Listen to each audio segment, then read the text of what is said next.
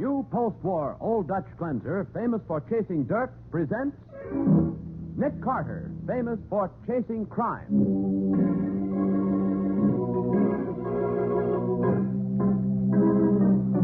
Every week at this time, two great names are joined as new post-war Old Dutch cleanser brings you one of the most resourceful and daring characters in all detective fiction, Nick Carter, Master Detective.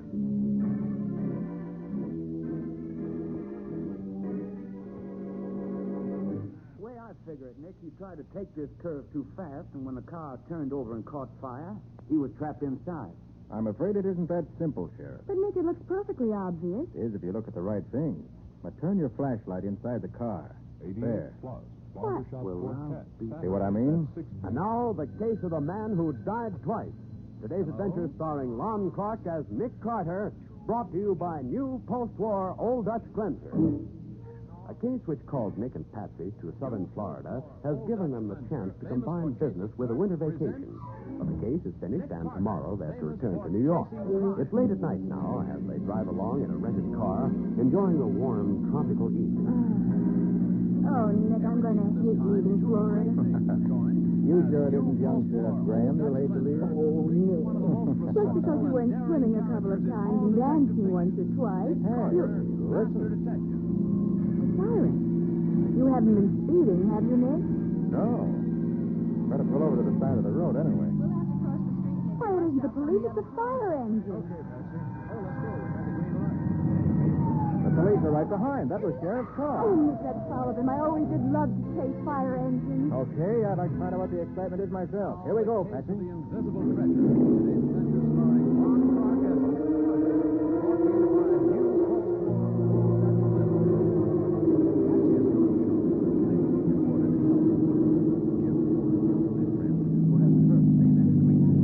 Well, Patsy, here we are. Come on. Right. Oh, there's the sheriff, Nick. Oh, Dave! Dave! Hi. Hello, Sheriff. What happened? The car skidded over the embankment here and caught on fire. Found and saw the flames and called it. Was anyone hurt? I guess there wasn't anybody in it but the driver, and, well, he's still in the car. Oh, horrible. Too late to do him any good when we got here. All right, you are. Nothing could be alive inside those flames. The fireman will have it out in a minute. Then when it cools off, we'll try to find out who it was. Hey, watch out! Gas tank's ready to go! Back, Patsy.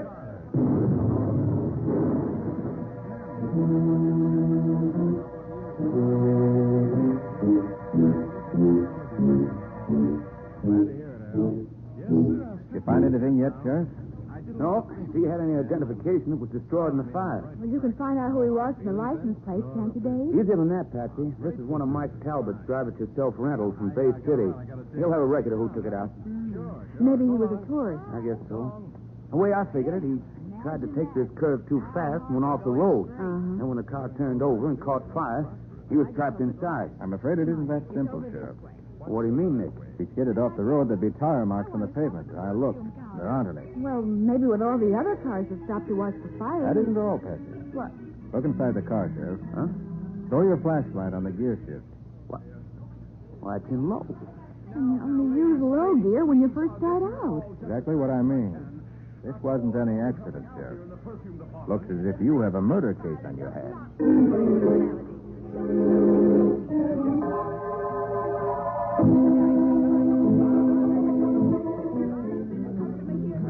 Hey, Bill, 3 more cups of coffee. Coming up, Sheriff. Oh, we better skip the coffee, Dave. It's late. We have to catch that early plane back for New York. But, Nick, I want to talk to you about that. This thing tonight's got me worried. Oh, you'll handle it all right, Dave. I'm not so sure. Being a good sheriff and being a good detective are two different things. If I fall down on this case... Here's the coffee, Sheriff. Oh, thanks, Bill. Sheriff, I hear Sam Ritter's out to get his old job back. Yeah, that's what I hear. You're sorry, Dave, for Bay County if that old coot ever gets back in office again? Hey, Bill, where's the hamburger? Huh? Be right with you, Toby. Who's Sam Ritter, Dave? He used to be the sheriff for me. Oh. Stole the taxpayers blind, but he's mighty good at handing out the old salve, and lots of folks like it. Well, they must like you better, or they wouldn't have elected you. Oh, you know how it is. I was just out of the Army, had a few medals and a few citations. And I guess that's why folks voted for me. It'll be different next time. The war is ancient history now. And you think if you don't solve this murder, Riddle'll be sheriff again? Something like that would be all he'd need. Oh. He's already talking it around, but I'm too young and inexperienced. Well, maybe I am, but by golly, at least I'm honest. That counts for a lot. Nick, couldn't we... Oh, wait a minute, Patsy. I know what you're going to say. Nick, it'd mean a lot to me if you could stick around a couple of days and help. I don't see, Nick. You can spare that much time. Okay. What chance do I have with the both of you? You mean you will, Nick? Sure. Oh, good. I always like to be sure a killer is caught. Well, now we get some action. Right. Tell you what you do, Dave. You find out from the drive-it-yourself place who hired that car. Then have an autopsy performed to see whether you can discover the real cause of death. I'll get on it right away. And I'll cancel our plane reservation. That's great, Nick. Thanks a lot. I'll be around at your hotel bright and early tomorrow morning. No, you won't. Huh? It's early tomorrow morning right now. And if you show up before 9 o'clock, I'll start committing murders myself. With you as the first victim.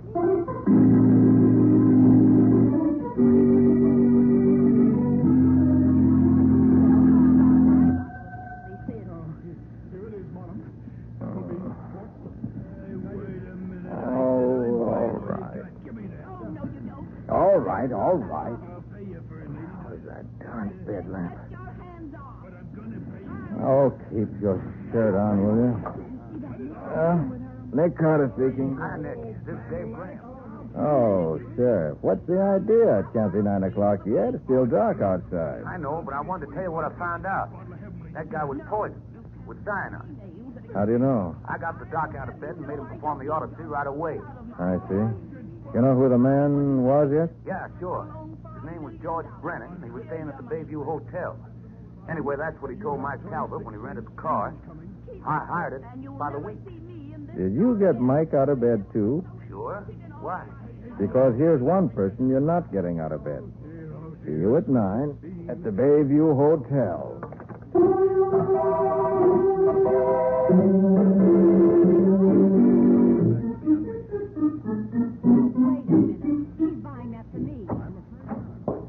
Here's Mr. Brennan's cottage, sir. Nick, look at the coffee table over there. 2 highball glasses. Uh-huh. Brennan evidently had a visitor before he went out last night. You know who that could have been, Joey? I couldn't say, Sheriff.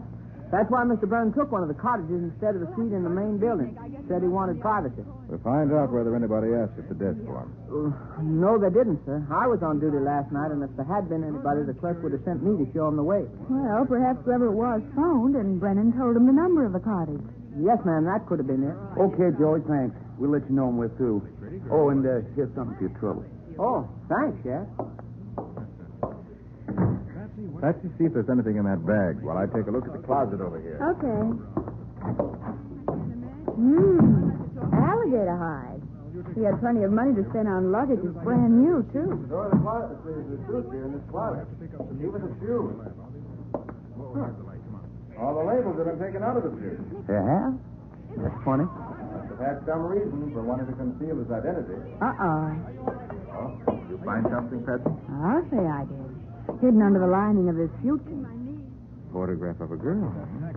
Good looking, too. Well, from the hat she's wearing, I'd say this was taken about 10 or 12 years ago. What's that writing on it? To Griffin, with all my love, Linda. Griffin. That's an odd first name. I never heard it before. Hey, wait a minute. Look at this. It's just a book of matches, isn't it? Yeah, I found it under the coffee table. Still full of matches, but they've all been burned. That's not what I'm talking about. Just look at those little indentations around the edge of the matchbook. Yes, I see. Probably made by a fingernail. They look too neat and regular for that. Some people do that sort of thing unconsciously. Nervous habits, you know. Hmm. They're usually very careful to keep the pattern regular. It's the advertising on the cover I'm talking about. Look. Littlefield Construction Company, Mortonville, Ohio. Keep on reading. T.J. Littlefield, President. Griffin Buckley, Executive Vice President. Griffin Buckley? You see, it's the same name as the one on that picture. And I'll bet there aren't many people in the world with Griffin for first name. Maybe he's right, Nick. If George Brennan and Griffin Buckley were the same person, it would be only natural for him to carry matches advertising the company he works for. And that'd explain how these matches got from Ohio down here to Florida. No, wait a minute. You're jumping to conclusions. Matches like these get sent all over the country. But there is one thing. What? The initials are the same. G.B. George Brennan, Griffin Buckley. People have a tendency to keep the same initials even when they change their names. Now, let me see that picture again. Here you are, Nick. What town did you say those matches came from? Mortonville, Ohio. Uh-huh. Look at the photographer's mark on the back of this picture. The 8th Portrait Studios, Mortonville, Ohio. Sheriff, you've hit on something. Well, if this guy was Griffin Buckley, how are you going to find out for sure? Easiest thing in the world. Patsy, put through a long-distance call to the Littlefield Construction Company, Mortonville, Ohio.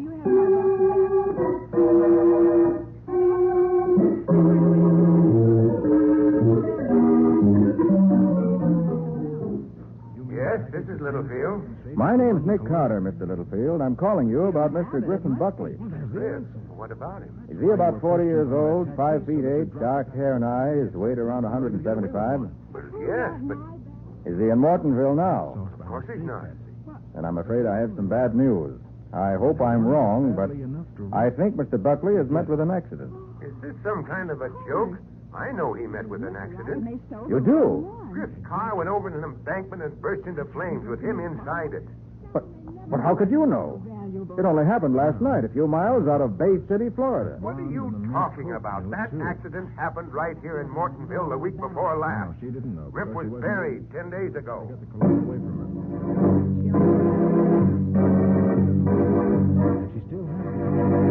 Nick Carter hangs up the phone, a puzzled expression on his face. The same man seems to have been killed exactly the same way in two different places. We'll see what happens in just a minute. Now, back to the case of a man who died twice. Today's adventure with Nick Carter, brought to you by new post-war Old Dutch Cleanser. Nick decided the body found in a wrecked and blazing car along the Florida highway is that of Griffin Buckley of Mortonville, Ohio. But on phoning Mortonville, Nick is told that Buckley died there 10 days ago, trapped inside a burning car. Nick and Patsy are now in Mortonville, talking to Buckley's employer, T.J. Littlefield. But, Carter, Griff couldn't have been killed in Florida 2 nights ago. He's been buried right here in Mortonville for 10 days. Did you see the body? Well, no. It's pretty badly burned. But it was in Griff's car. The toes were Griff's, the watch and ring. And besides, Mrs. Buckley herself made the identification of the body. Mrs. Buckley's name Linda? No, it's Myra. Oh. Oh, you're probably thinking of Linda Harris. Griff was engaged to her a long time ago. Where's she now? She died shortly before they were to have been married. I don't think Griff ever got over it. I know he didn't. Her picture was the only thing he took with him from here. Except for clothes, of course. That is, if we're right in thinking that body in Florida is Griffin Buckley. If so, he must have had a reason for hiding out under an assumed name. And that reason may have something to do with the death of that man who's buried here. If you're suggesting anything dishonest or criminal, I don't believe it. Not Griff Buckley. No, it's some kind of strange coincidence. Entirely too strange to be a coincidence. But That was no accident in Florida, Mr. Littlefield. It was murder. Griff murdered? Poisoned with cyanide. The car was set on fire in an attempt to cover up. But that's fantastic. No one had any reason to kill Griff. How about insurance? Well, he did carry a large policy. $50,000, I believe. Payable to whom? His wife, I understand. Perhaps I better talk to her. Can you give me your address? Well, yes, of course. I'll write it down for you. I have a pen here in my desk drawer.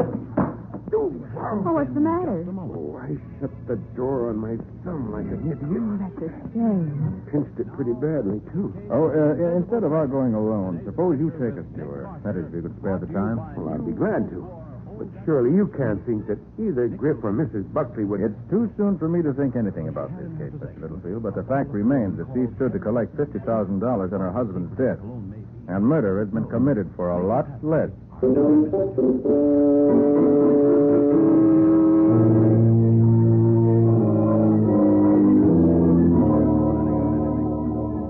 You're crazy.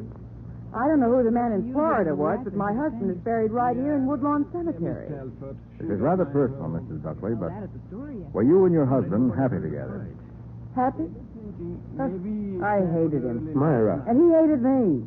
Griff never loved anybody in his life but that Harris girl. Perhaps you and Griff weren't ideally happy, Myra, but now that he's dead... As far as I'm concerned, it makes no difference whether he's dead or alive. Mrs. Buckley, I'm going to ask the court to open his grave. Why? Because I think the auto accident was a fake. And if I'm right, you may find yourself facing a murder charge. Me? What are you talking about? You're the only person who profited by your husband's death. And that $50,000 insurance policy is a motive any jury would take notice of. So that's it. You're going to try to pin it on me, are you? Well, you can't. It was Griff. He killed him. He killed whom? That man in the car. The man who was buried here under the name of Griffin Buckley. Myra, what are you saying? So it wasn't your husband. All right, it wasn't. Then who was it? I don't know, and I don't care. Myra, why did you say it was Griff? As soon as I saw the body, I realized that Griff was probably scheming to get away from me. And if that's what he wanted, why should I stop him? Especially if I stood to make $50,000. But Myra... Did you think I was going to say, no, that's not my husband. It's someone my husband murdered. I'm the wife of a thief and a murderer. I'm not that big a fool. What do you mean? The wife of a thief? Griff had been stealing from the company for years. From my company? Of course. You mean to say that your husband killed some unknown person, put him in a car, and set fire to it in order to cover up his thefts from the Littlefield Company? That's the only thing it could be. If everyone thought Griff was dead, he'd be safe. You had your books examined since Buckley's disappearance, Mr. Littlefield? Well, no, but... Would you tell anything if we went down and looked them over now? Well, it would take several days to make a complete checkup. But we might discover something from the bank statement which came in this morning. I'll bet you'll find that your trusted little Griff took everything that wasn't nailed down. Let's go, Mr. Littlefield. And Mrs. Buckley, you better not try to leave town. Don't worry. If Griff was killed in Florida, it's just as good as if he'd been killed here. That insurance hasn't been paid yet. And I'm staying right here until I collect every cent of it.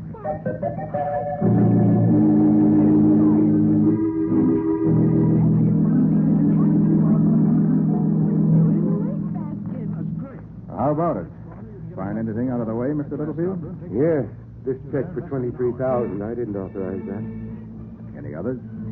Here's one for $19,600. Another for $40,000. Begins to look as though Mrs. Buckley knew what she was talking about. And here's another one.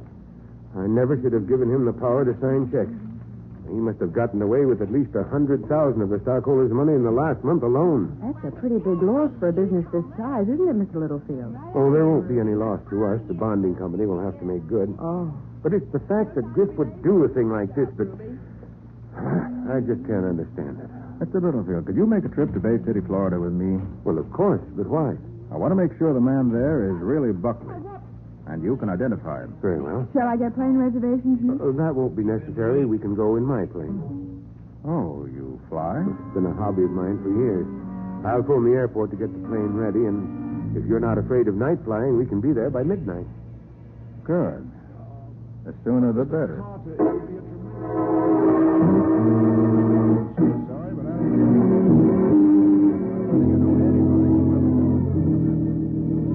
Well, I feel better. It was a good dinner, Mr. Littlefield. I'll say it was. You know, Carter, I've been wondering if we shouldn't stay over here in Atlanta tonight. I'm more tired than I realized. It's been a terrible day for me. Well, I'll take over the controls if you want me to. Oh, do you fly? Nick's a wonderful pilot, Mr. Littlefield. Have my license with me if you're not afraid to take a chance. No, go right ahead. I'll move into the back seat and relax.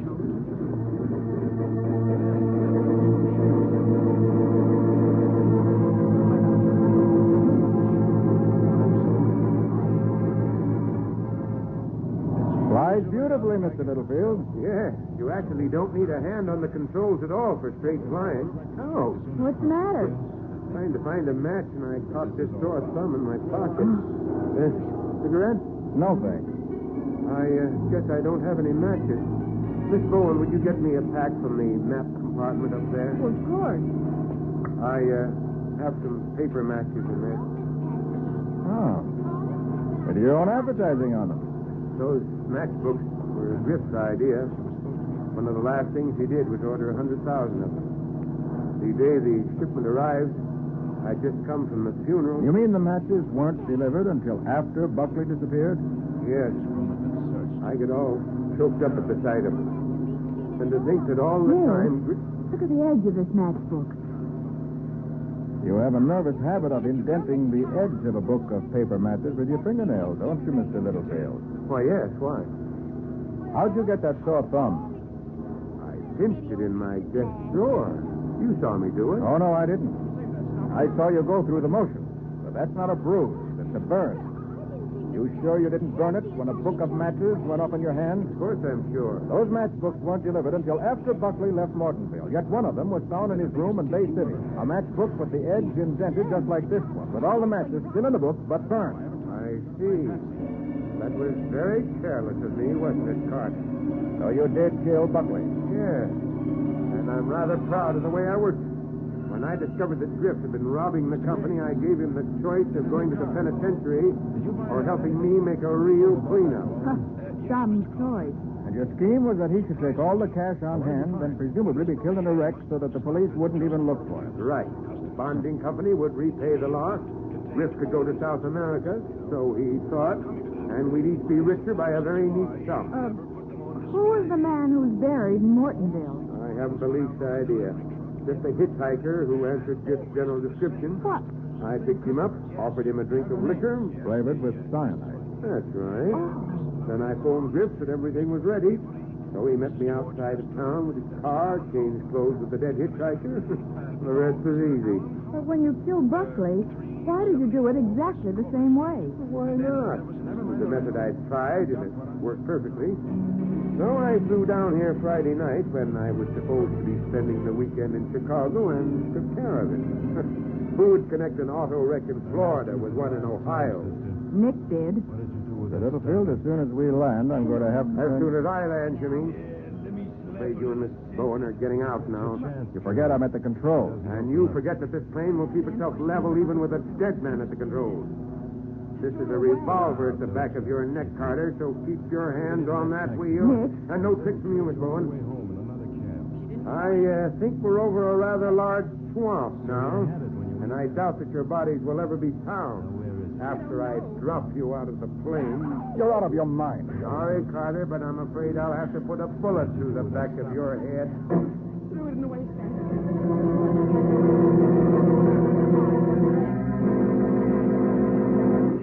From his position in the back seat of a three-seated plane, Littlefield presses the revolver against the back of Nick's head, and his finger slowly begins to close on the trigger. We'll see what happens in just a minute.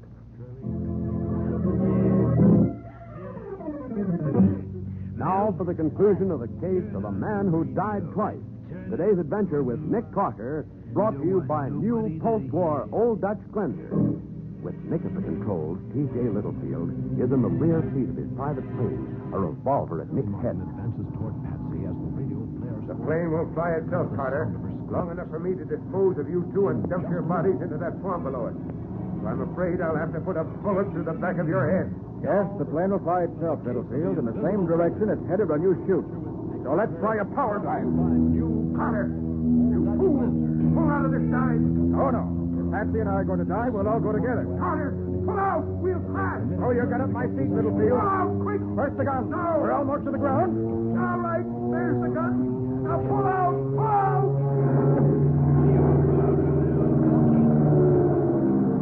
Here's my gun. Keep it on him. I'll try, Nick. What's the matter? Give it to the green. That died. Sort of upset me. You'll feel okay in a minute or so. Sure hope so. And now, Mr. Littlefield, we'll try a safer landing at the Bay City Airport, where you can tell your story to the sheriff. I think he'll enjoy hearing it.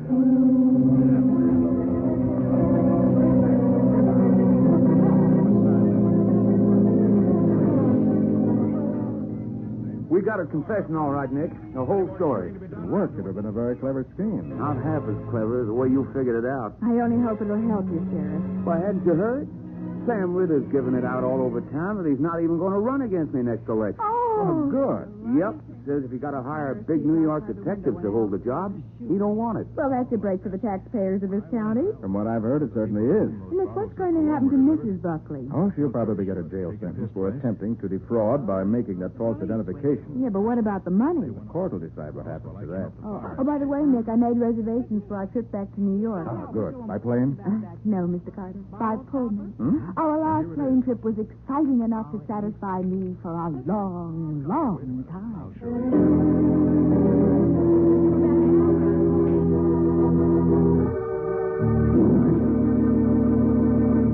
Well, Nick, what about next week's case? Bob, it was very exciting. You see, it all... excuse me. Hello? Oh, super. 2-8. That is all. Now, see here. Nick, that wasn't... Yes, Bob, it was that same mysterious woman saying, call Super 2848. Just look out the window at that billboard. Well, I'll be done. Call Super 2848. What the dickens is this all about? I don't know, but I'm... Look, Nick, I wish I knew what it means, too, but what about next week's show? Oh, yes. Well, Bob, next week, Patsy and I get mixed up with a bottle of cologne. You mean like perfume? Oh, I'll say. And that bottle of cologne almost made an angel out of me. Those crooks meant business.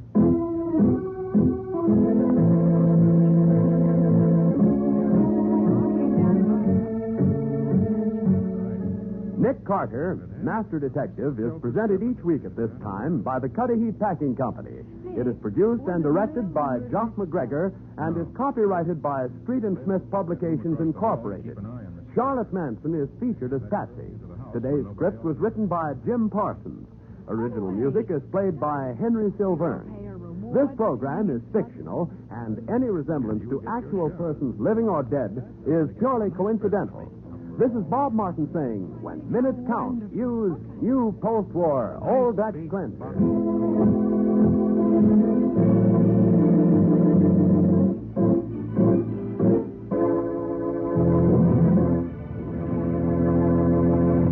This is the Mutual Broadcasting System. Well, Bob, next week's